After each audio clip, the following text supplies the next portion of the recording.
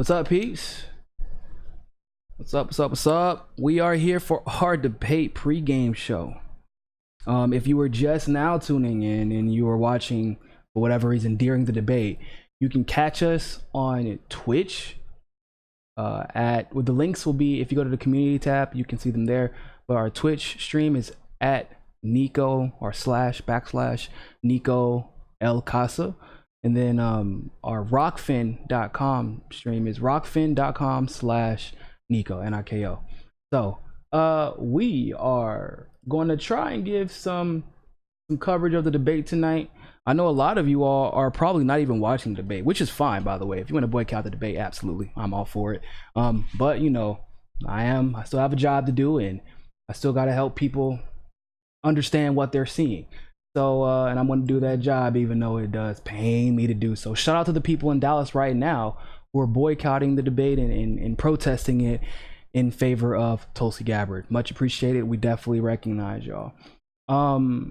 So who we have a lot of people tonight. We got Amy Klobuchar, Cory Booker, Pete Buttigieg, Bernie Sanders, Joe Biden, Elizabeth Warren, Kamala Harris, Yang, Beto, Castro. Nobody will drop out after this particular debate, because if you qualify for this debate, you qualify for the next one. However, I believe that Amy Klobuchar is done after this, after this set of debates. I think she's done. She brings nothing new to the table. To be honest with you, the fact that she is in there and she is polling lower on average than Tulsi is says a lot. It says that as long as you play by the rules of the establishment, we'll take care of you. Don't worry about it. The person who has the most to gain tonight would be Kamala. Kamala is still recovering. And if she somehow positions herself to attack Elizabeth Warren, then she might be able to recover some of her followers, because according to a recent study, 10% of Kamala's followers went to Warren after Tulsi dismantled her. Now, the problem with that is Kamala is unfortunately about to find out the hard way. You know, optics are everything. Whether or not people want to acknowledge it, everybody's like, oh, everything's about race. Nope, optics are everything. Especially in the Democratic Party, who weaponizes identity politics, you know, to their own advantage all of the time. So, of course, optics means something. And the unfortunate truth is, if Kamala goes after Elizabeth Warren, cute little grandma, you know, that's how people view her. That's why everybody wants to protect her. They see her little grandma. Then Kamala could take a serious hit. It might actually do more damage to her, because they're like, why are you attacking Elizabeth Warren? She's progressive. She's with Burnie. And they'll come up with every excuse as to why Warren is more progressive than Kamala, even though in the grand scheme they're on the same team. So, but that's irrelevant. It doesn't matter. It's the optics, and the optics are the establishment is kind of done with Kamala because she got exposed. And I mean, look, what did that poll say? The Essence poll says that Bernie is doing better with black women than Kamala is, from the ages of 18 to 34, which is of course the millennial voting demographic, which is of course the largest voter bloc in the country. And I'm sure would be a significant hit to Kamala, who basically needs to win 90 to 95% of the black vote to even have a chance to beat Bernie or Elizabeth Warren. So she's gonna try. Now, I do believe actually that that's a bad thing for progressives. Here's why. If the story becomes Kamala versus Warren, it will be from the perspective of Warren as the front runner. And they'll say Kamala went after Warren because Warren is the threat to Kamala, because Warren is the front runner, or is about to be the front runner, and that she was trying to take her out of her position, and that if she was threatened by Bernie, then she would go after Bernie because Warren and Bernie are on the same team. And all of a sudden the narrative will become Bernie is Warren's sidekick, Elizabeth Warren stood up to Kamala and held her ground, but at the end of the day, the headlines will constantly and regularly read for the next week or so, Warren. So I'm actually hoping that Kamala doesn't try and take out Warren. But that's what some headlines have been saying is possible. So if she doesn't, or if she does, then it could be problematic for us, to be honest with you. So Buttigieg, I expect the same thing I always expect from him. He will come out of this race about 6th or 7th place in the polls, or excuse me, at 6 or 7% in the polls. He will reach no significant stride. He will not say anything too detrimental to his campaign. He will not inspire anybody, and that will be the story for the next 6 months for him, basically. That's just Buttigieg. That's what he does. He is nothing if not consistent. I think we all agree on that.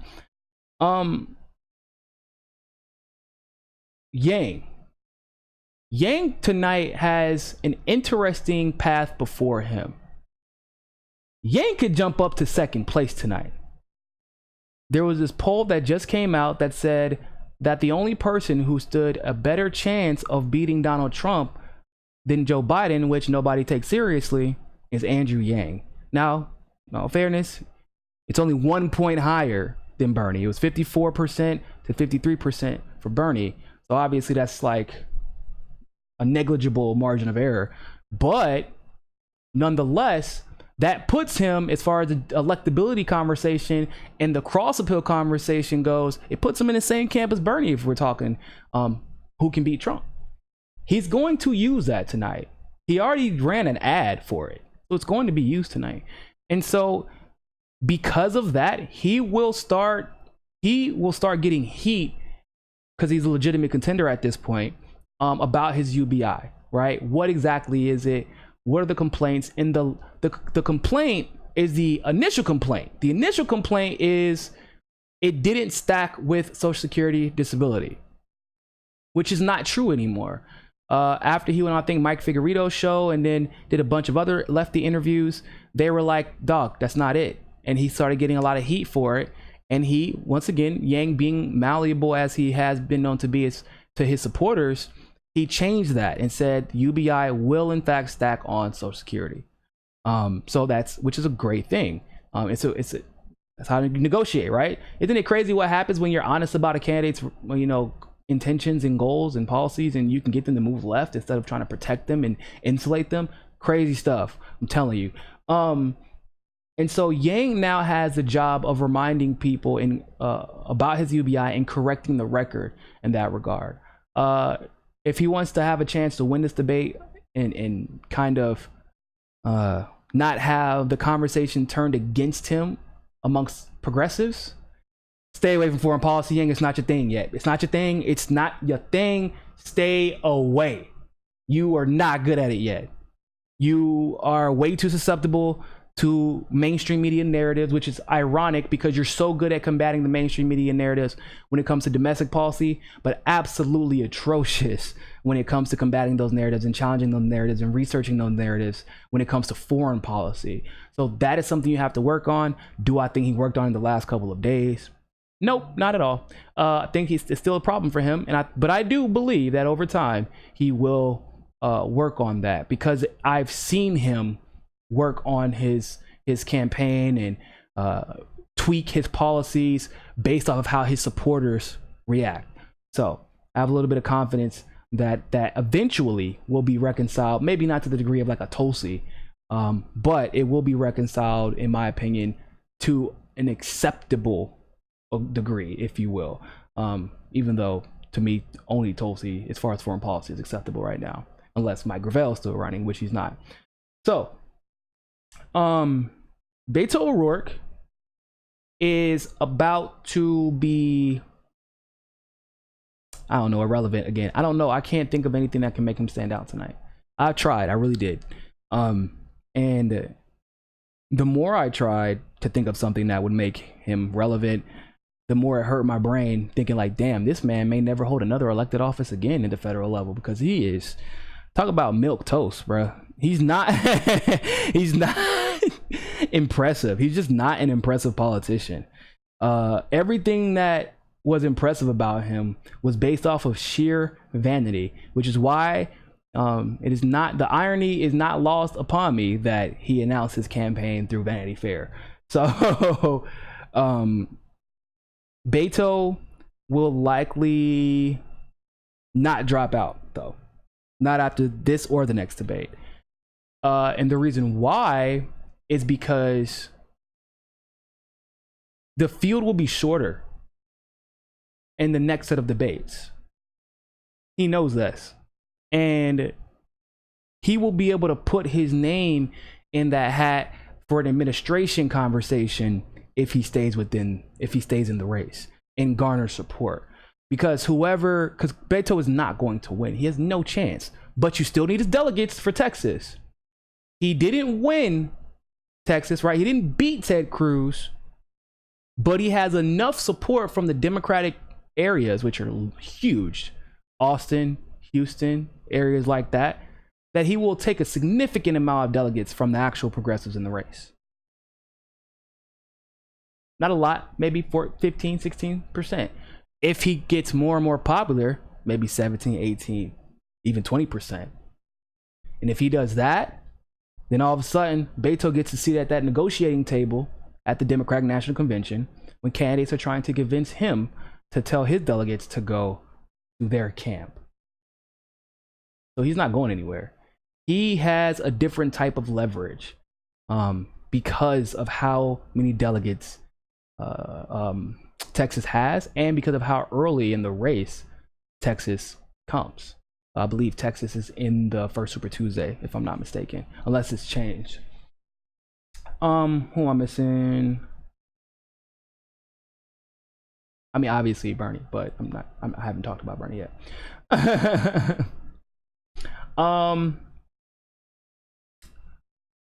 G, thanks for the super chat. VAT tax is being paid by us and there's no price control.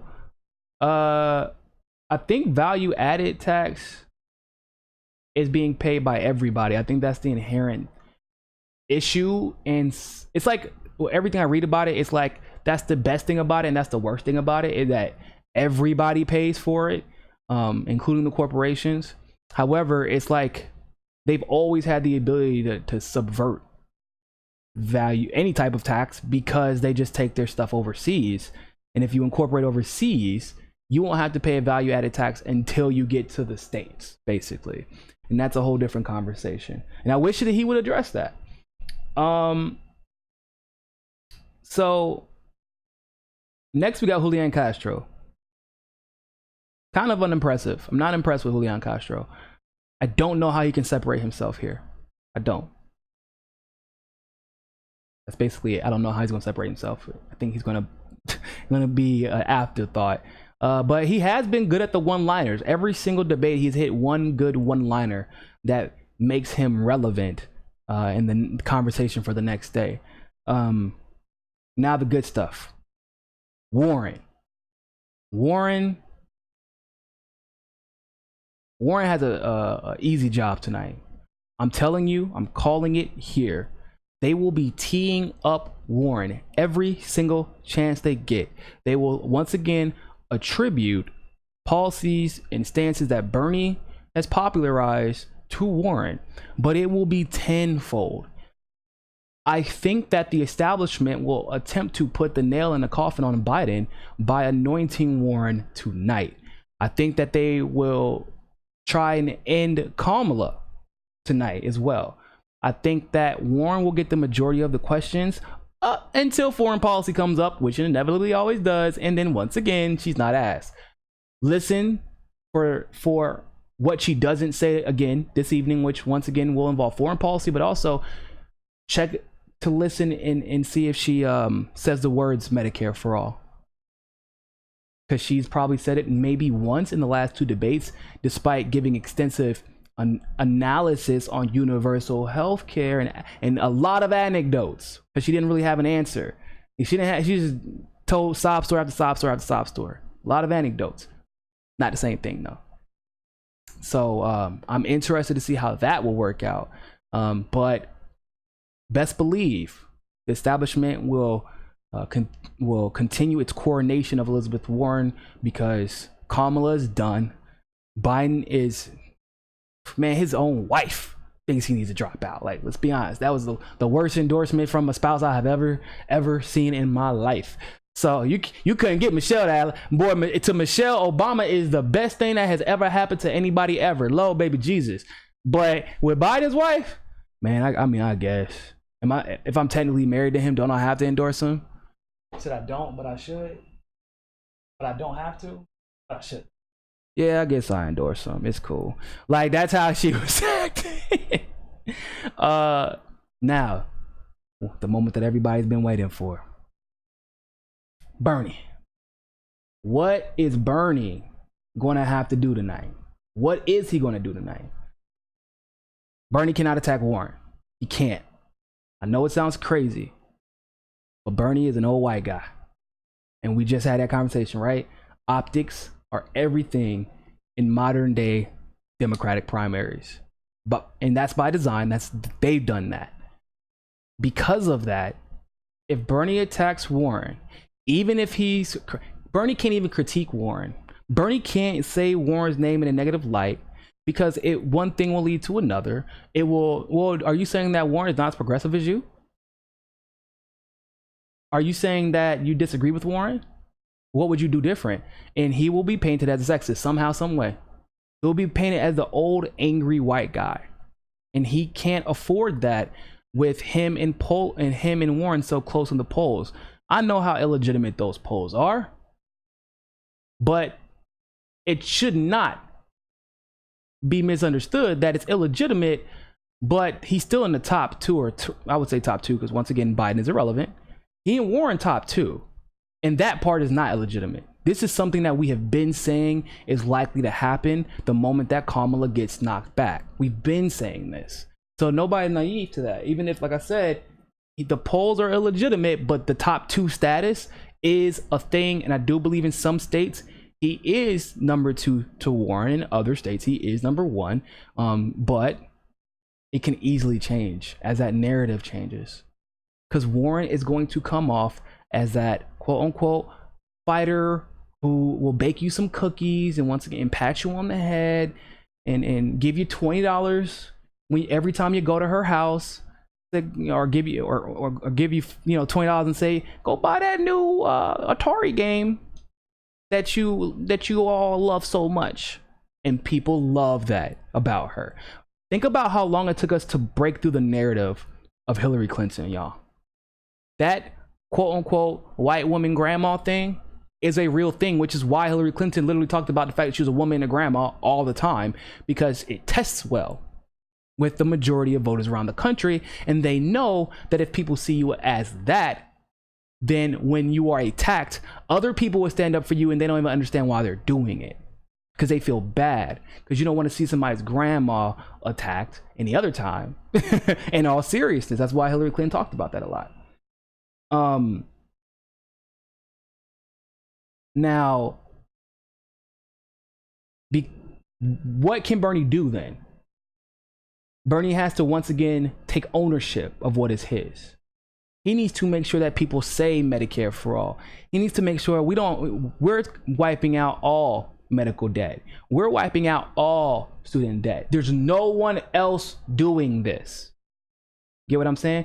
Toasie's not on the stage now, so guess what he gets to say? There is no one else who has supported Medicare for all more in the last 4 to 5 years than I have. Before, like, he called us saying, oh, it's the marketing and branding thing, so he has to say Medicare for all. There's nobody else who's even tried to introduce Medicare for all on this stage like I have. And it doesn't have to be a direct attack at Warren. It looks like it's a general attack or a critique of everybody, and it's uplifting his platform, his firebrand. But we all know it's going to be an attack at Warren. His campaign has largely stopped uplifting her. He, even though he wouldn't attack her, the other day he was in an interview, he was very clear. He's like, we have different campaigns. We're running different campaigns.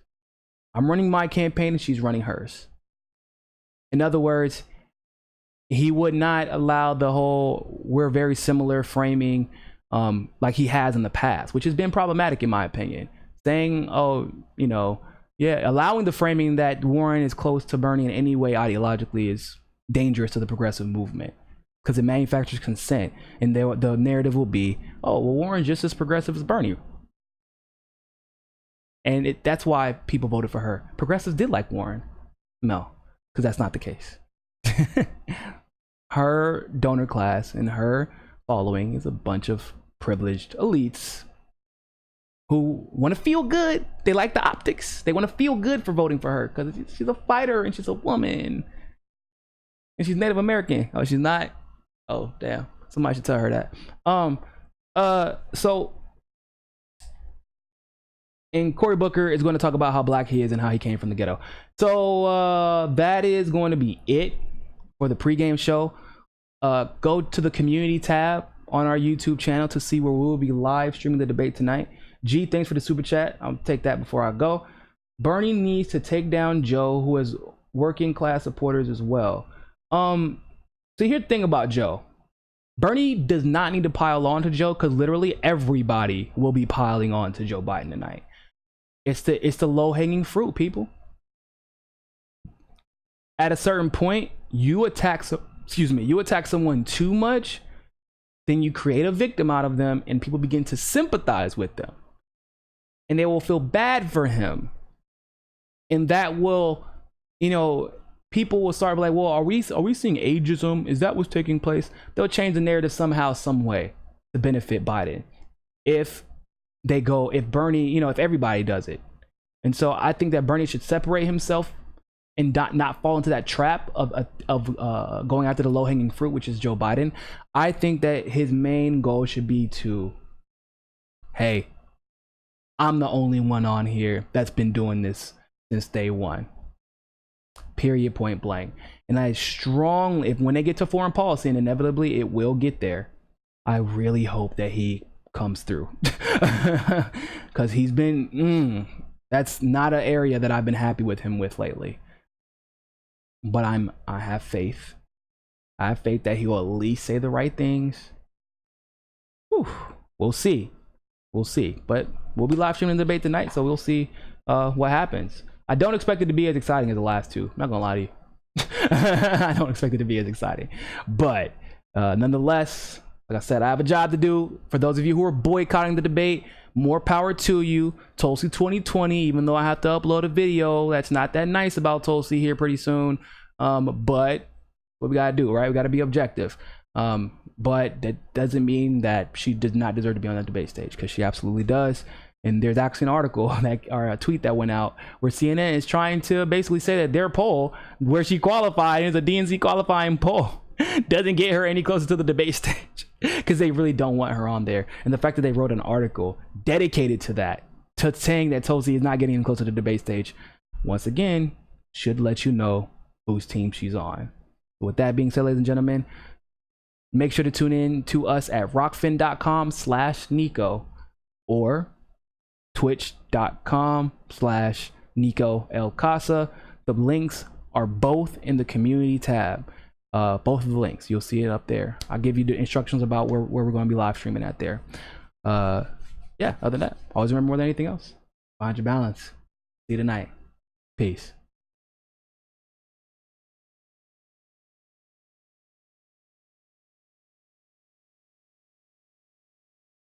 Hey, don't forget to hit that subscribe button if you like that segment of Mikasa Sukasa. Also, you can help us upgrade the studio and take this show on the road to cover the on-the-ground politics that you love by clicking on that GoFundMe link in the description and donating literally anything. Anything helps. Also, you can follow us on Rockfin, on Twitter, and on Facebook as well. And hey, more than anything else, people, always remember, find your balance. Peace.